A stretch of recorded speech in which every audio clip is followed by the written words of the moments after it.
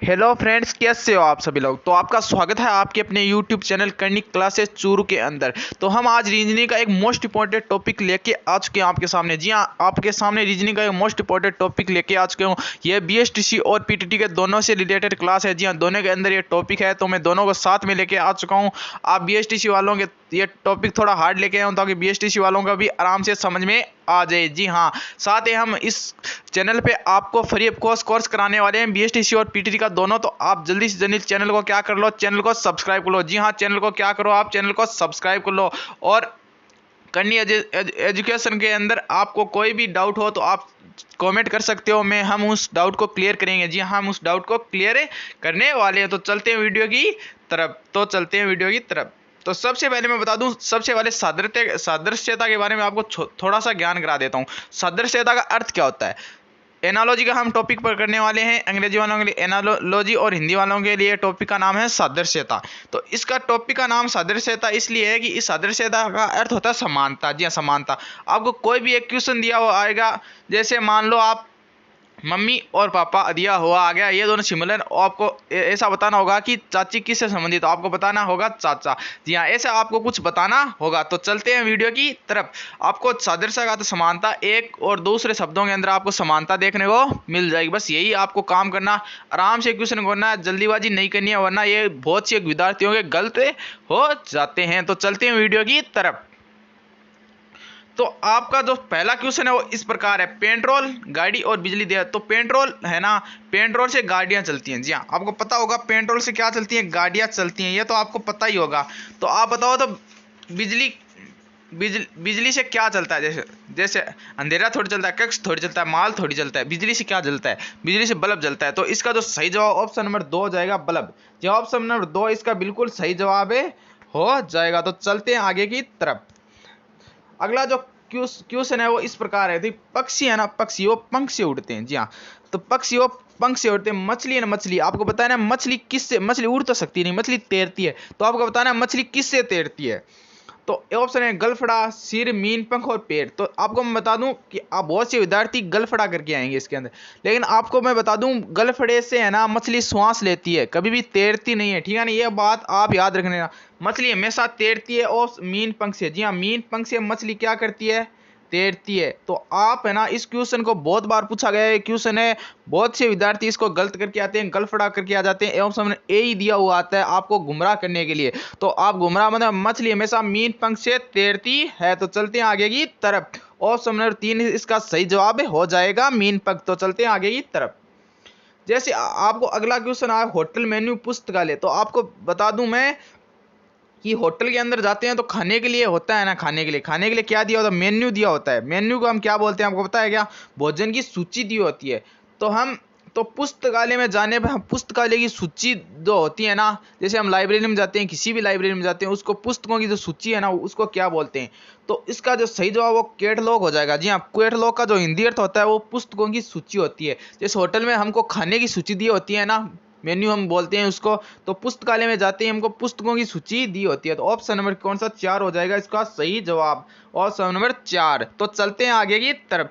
तो हमारा अगला क्वेश्चन है, अनाज को संग्रहण करने के लिए हम क्या बना, देखो इसका अनाज भंडार गृह वो जल दिया होगा। तो अनाज का संबंधित वो भंडार गृह से, अनाज का संबंध वो भंडार गृह, मतलब अनाज को हम एकत्रित करने के लिए भंडार गृह का उपयोग करते हैं। जी हाँ, हम अनाज को इकट्ठा कर कर भंडार गृह में ही तो रखते हैं। जी हाँ, तो आप बताओ जल को इकट्ठा करने के लिए हम क्या करेंगे। जी हाँ, बताओ जल को इकट्ठा करने के लिए हम क्या करेंगे। तो बताओ नदी को थोड़ी लाएंगे, नदी को नहीं ला सकते। नहर को थोड़ी लाएंगे, वर्षा को थोड़ी, नहर तो है ना सिंचाई करने के लिए होती है, तो हम बांध बनाएंगे। जी हाँ, वर्षा जल को इकट्ठा करने के लिए हम क्या बनाते हैं, बांध बनाते हैं, ताकि जब भी सूखा पड़े तो पानी की आपूर्ति हो जाए। तो ऑप्शन नंबर 20 का बिल्कुल करेक्ट जवाब हो जाएगा। चलते हैं आगे की तरफ। मकड़ी है ना, मकड़ी, इसके मकड़ी और जाला है। तो मकड़ी का संबंध जाले से है। तो मकड़ी क्या बनाती है आपको पता होगा, मकड़ी है ना, मकड़ी है ना जाला बनाती है। जी हाँ, आपको पता होगा ना, मकड़ी क्या बनाती है, जाला बनाती है। उसी वगैरह पेन स्याही थोड़ी बनाती है। पेन कभी भी स्याही, पेन पेन के अंदर स्याही होती है, उसे हम लिखते हैं, पेन स्याही नहीं बनाती। अध्यापक कभी भी छात्र बनाता नहीं है ना, मकड़ी जाला बनाती है, अध्यापक छात्र बनाता नहीं है। अध्यापक का संबंध हो सकता है छात्रों के साथ, लेकिन बनाती नहीं। मुर्गा मुर्गी थोड़ी बनाता है, नहीं बनाता ना। तो कवि है ना, कवि कवि कविता बनाता है, खुद लिखता है, उसके बाद ही तो बनाता है, खुद दिमाग से सोच के लिखता है। तो इसका तो सही जवाब ऑप्शन नंबर 4 हो जाएगा, कवि। और कवि का संबंध किससे हो जाएगा? कविता से। ठीक है ना, थोड़ा आपको इसके अंदर आराम से करना है, ठीक है ना, वरना बहुत से विद्यार्थी इसके अंदर जो क्वेश्चन आते हैं वो उसमें गुमराह हो जाते हैं और आपका गलत करके आ जाते हैं। तो चलते हैं आगे की तरफ। भूगोल, भूगोल के अंदर है ना किसका अध्ययन किया जाता है? जी हाँ, भूगोल के अंदर किसका अध्ययन किया जाता है? पृथ्वी का अध्ययन किया जाता है।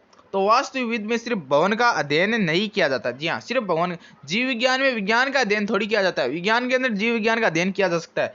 पुरातत्व विज्ञान में खंडहरों का अध्ययन किया। जी हाँ, पुरातत्व मतलब पुराने जमाने में जो भी कुछ मिले होते हैं ना, उसके अंदर खंडहर होते हैं ना, उसी के अंदर तो जब पुरानी जानकारी खंडहरों में ही तो मिलती है। ऐसे तो नहीं है कि सामने तो नहीं पड़ी थी तो वो नीचे जैसे कोई भी सभ्यता हो गई उसके खंडहर ही तो मिले थे। तो ना इसका जो ऑप्शन नंबर 4 है ना, उसको वो बिल्कुल सही जवाब है, हो जाएगा। तो चलते हैं आगे की तरफ। तो आगे का है जो मक्खन का संबंध धातु से, सॉरी दूध से। मक्खन है ना वो किससे बनता है? दूध से ही तो बनता है। तो धातु आपको बता दें, धातु किससे बनती है? आप बताओ धातु किससे बनती है? तो शीशे से धातु नहीं बनता, सोना एक खुद धातु होता है। तो धातु है ना वो ऐसे से बनती है। सबसे पहले क्या आता है? ऐसे की तो होता है। सबसे पहले क्या होता है? ऐसे की तो होता है। धातु किससे बनती है?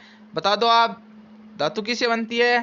धातु बनती है ऐसे से। जी हाँ, धातु बनती है ऐसे से। तो चलते हैं आगे की तरफ। भारत भारत में कौन सी नदी है? जी हाँ, भारत में नदी कौन सी है? गंगा नदी है। जी हाँ, भारत में कौन सी नदी है?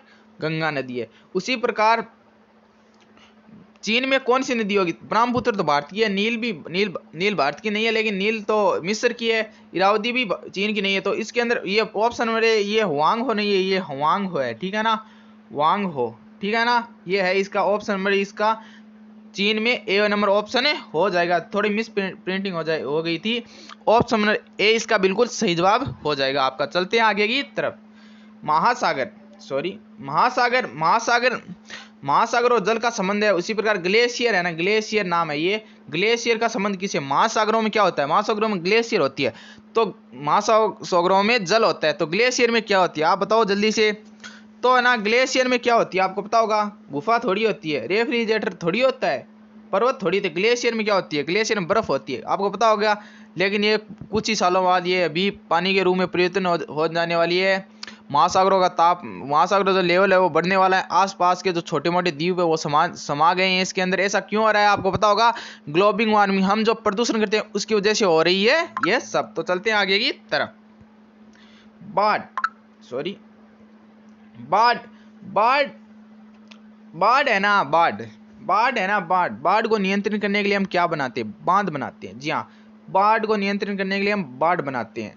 तो निरक्षरता मतलब क्या होती है? अशिक्षित होती है। तो अशिक्षा को हम नियंत्रित करने के लिए क्या करेंगे? अशिक्षा को हम हटाने के लिए हम क्या करेंगे? अशिक्षा को हटाने के लिए हम क्या करेंगे? शिक्षा ही तो करेंगे। शिक्षा थोड़ी बनाएंगे, मेहनत थोड़ी करेंगे, आधुनिकता का उपयोग थोड़ी करेंगे, शिक्षा का प्रचार प्रसार करेंगे, तभी तो निरक्षरता हटेगी। तो चलते हैं आगे की तरफ।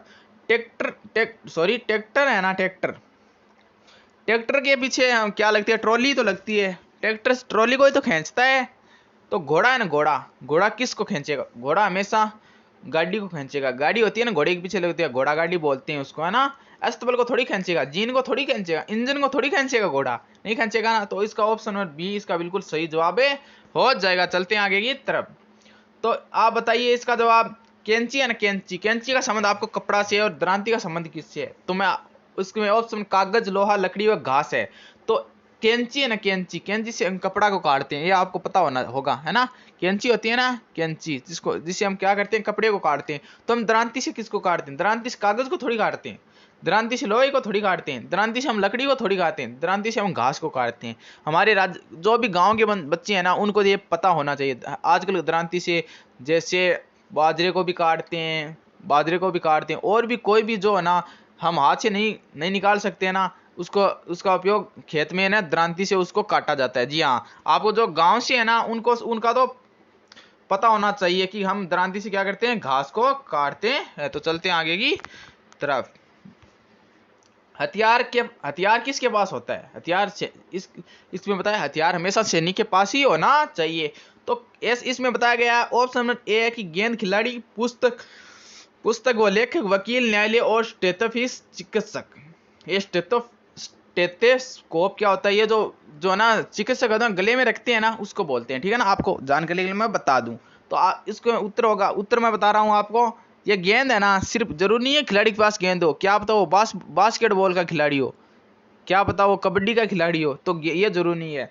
लेखक के पास पुस्तक होनी जरूरी नहीं है, क्योंकि लेखक तो कविताएं और लेख लिखता है। ठीक है ना, यह तो आपको पता होना चाहिए। वकील के पास न्यायालय थोड़ी होता है, नहीं होता ना, वकील न्यायालय में जाता है, उसका है ना काम है न्याय दिलाना, न्यायालय नहीं होता। उसी पर आपको बता दूं, चिकित्सक के पास हमेशा वो गले में होता है ना, जिसके वो दिल की धड़कन चेक करता है ना, वो हमेशा होता है, जिसको नाम है स्टेथोस्कोप। ये आपको याद रखना है। तो चलते हैं हम आगे की तरफ। तो अगला हो गया, हत्या करने से क्या होती है, फांसी होती है। ठीक है ना, हत्या करने से क्या होती है, फांसी होती है। तो वकील करने से न्याय थोड़ी होता है।